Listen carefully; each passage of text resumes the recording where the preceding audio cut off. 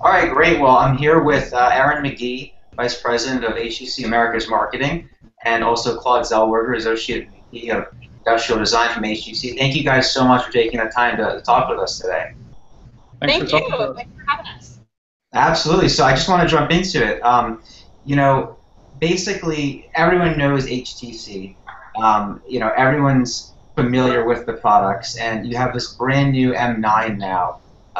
You know, just great. Well, I'm here with looking at. Sorry, I had some feedback there. So just looking at the phone itself. You know, I have mine here, and it's like the most premium Android phone I've ever seen. And you know, it's all metal. It's beautiful. It has this unibody construction. You know, it's very similar though to the M8 and M9. I'm sorry, the M8 and M7. So what was the strategy kind of behind that, Claude, and why you wanted to keep it so familiar for people with a new version? Sure. Well, let me back up a little bit here just for a second. So at HTC Design, what's really important to us is that we create a lineage of product, not just one-off you know, devices that are different from year to year. So with that spirit, you know, we've sort of taken the best out of our last two products, which was M7 and M8, and brought those over, carried those over into M9, and then basically refined that to the best. You know, if we think about good design here, it's born out of incessant refinement, I would say. So which is about removing what's unnecessary, you know, anything that could stand between you and the enjoyment of the technology, and then adding in elements that truly provide benefit to the end user. So, you know, if you think about the car industry or like a car like the Porsche 911, that's a car that is so great because it's evolved year over year, and it really is only evolving in ways that are meaningful to the customer. So we think about it the same way, even though we have a much faster moving industry.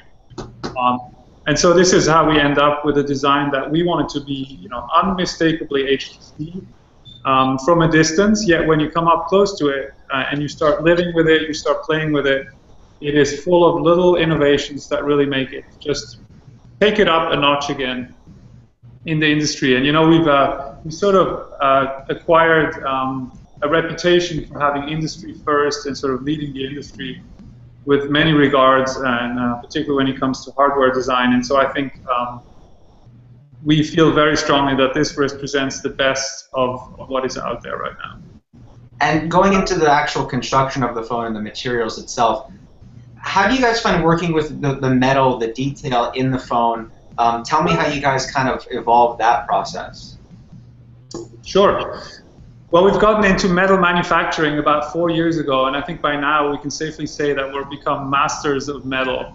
And we've really every year we've added a new dimension to this that is sort of putting us in front of our competitors. And it's interesting because you can see some of the industry is finally catching up to the value and the manufacturing around metal. And so for us, it's critical to always stay one step ahead of the game. And so when we look at inspiration for metal manufacturing, we don't look at the mobile phone industry. What's much more important for us is to find inspiration from outside. And so this year in particular, we studied a lot of the watch manufacturing. You know, I'm Swiss, and so like having that heritage of Swiss watchmaking really inspired me to think about how do they use metal in ways that are really interesting. And a lot of what they do is combining different metal finishes. Of course, we have a product that's very, very simple compared to a watch in terms of the outside housing. So what we thought would be so great is to have two completely different metal finishes combined on our sort of legendary unibody design. And so what we've done is a process that is a lot more complex, but also really takes this product into a realm which we believe is really going to be the most luxurious phone on the market. So that process I'm talking about is a dual anodized, dual finish, dual tone unibody. And so what happens is that the whole process that I described gets done twice. So first you machine this phone from a single piece of aluminum. And really, you're taking a block of aluminum and you're carving away 95% to end up with this shape. Then you're insert molding the antennas, which is something we've already become really good at through M7 and M8. And then you anodize, you hand polish, but now we're doing the same process all over again so that we can get a different finish on the sidewall. And really, so this is a process that takes about 70 steps to do, as well as about 300 minutes just of pure machining time, which is roughly double of that of the original M7 2 years ago. And for the end customer, that translates into a phone that looks more premium, that feels thinner, and that also is better to hold in the hand because I can have a distinctive finish difference between the back panel and the sidewalls where I'm really grabbing the phone. Very cool. You know, something else about the M9, what you guys are doing is this protection plan. You know, something that happened with me was I'm a little OCD, so like before I get in my car, I always want to take my phone out of my pocket. It's just like habit. I have to do it. I can't sit in the car and then take my phone out. So I think it was the M7 or the M8, but I took it out of my pocket before I got in the car. The phone goes right onto the concrete of my garage. But the phone was actually okay. It happened a second time, and then that's when it actually shattered. So would that protect me with the M9 in terms of the plan, Aaron, and how does that work? Yeah, you bet. So if you were to buy an M9 or an M8 right now, you would be protected with that. And you know, it's stories like yours. They're super common. They're stories like mine. You know, I have kids, and I set the phone on top of the stroller, and I go down the hill, and it rolls off. And you're right. 9 times out of 10, it doesn't break. But there's that one time that it lands just perfectly enough, so it does break. And we think, you know, it kind of sucks to have to pay twice for that. Just because these are expensive machines that you're investing in. They're an investment. And so we look at that and we kind of wanted to turn that investment back into the customer and put that value. You know, you heard Claude say it in terms of, you know, what it means for the end customer. And so as we look at the, you know, at the product and we look at how we're serving our customers, we really had this idea to kind of take it beyond the product because things like that do happen. Like, how can we make this amazing product, this beautiful product, even better and add even more value into that? And so it's examples just like that. And it's really funny because we've started collecting stories of these uh-ohs as they've come in, as real customers have been taking advantage of this program.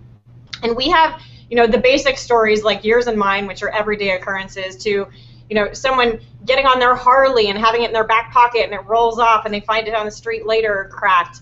Somebody running through a field dropping it and they find it next day after a thunderstorm. You know, there's all sorts of different experiences that people have, and all of those things are covered. So the great thing about this and what we really paid attention to was knowing that every situation is unique.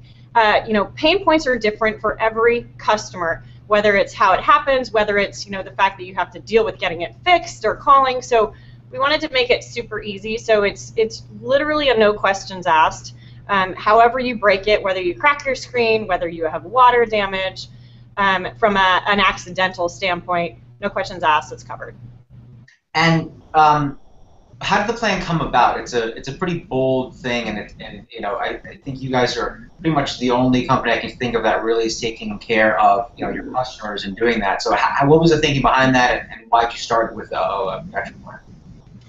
Good question. So again, going back to kind of, you know, customers first. This is who we are as HTC.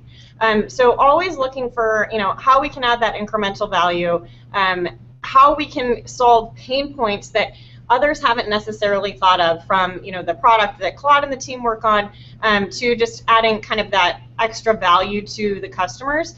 And we really look at it as an end-to-end experience. And so, you know, while our competition is great, right? There's amazing options out there for customers today, but our competition really focuses on driving their brand and promoting their brand and investing in, you know, kind of a lot of that outbound marketing as they can. We've really taken a different approach of, you know what, we're trying to create lifelong customers and relationships with those customers, and we want to deliver value back to them on an ongoing basis. So we challenged ourselves to figure out how to do that. So last year with the M8, we actually launched a pilot. It was the HTC Advantage.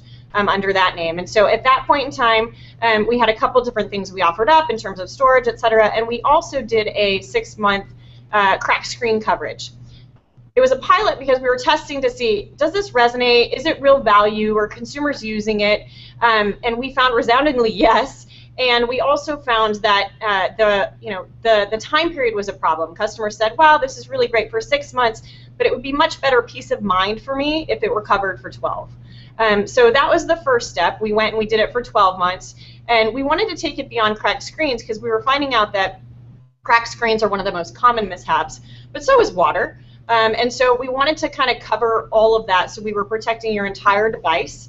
And then we even pushed ourselves and took it one step further because we were thinking, what are all of those uh-ohs? What are the reasons that customers have to re-spend or re-buy a same device? And beyond kind of the accidental stuff, another uh-oh, if you will, are changes in your situation. So, uh-oh, your financial situation changes, you change jobs, you move. Which means that you might need to change your carrier plans, whether it be from a network perspective or a pricing perspective. So we wanted consumers to have peace of mind that they were able to do that, give them a little bit of freedom. And so this is complete freedom to use your beautiful device however you want, wherever you want in your everyday life, and kind of have peace of mind and not be worried. So we're always looking for those pain points to solve and really listening to consumers and figuring out, are these the right things to be solving? And from what we've seen to date, they are, and they're being taken advantage of. Not so much in terms of the M9 sales right yet, but we're getting some great stories in. We've had people take advantage of them for every one of those 3 reasons, even as new as the M9 is. That's awesome. So if that scenario happened to me where my phone fell out of my pocket again on my concrete garage floor, absolutely no question the M9 would be covered. Yep, absolutely. That's amazing. So thank you guys so much for taking the time to join me today, and everyone for watching. Before I let you guys go though, do you think there's any way I can get like a blue anodized M9 in the BGR blue? Is that something, Claude, that we can swing up, or not really? An anodized one? Yeah, I need a blue one, man. I love this. I want a blue phone. You mean like a colored anodized one, right? Yeah. It's okay. We'll talk about it offline. I'll bother you offline. Exactly. Yeah. I'll talk to my CMF team. All right. Well, thank you guys so much. Awesome. Thanks, Jonathan. Thanks, everyone. Bye-bye. Thank you.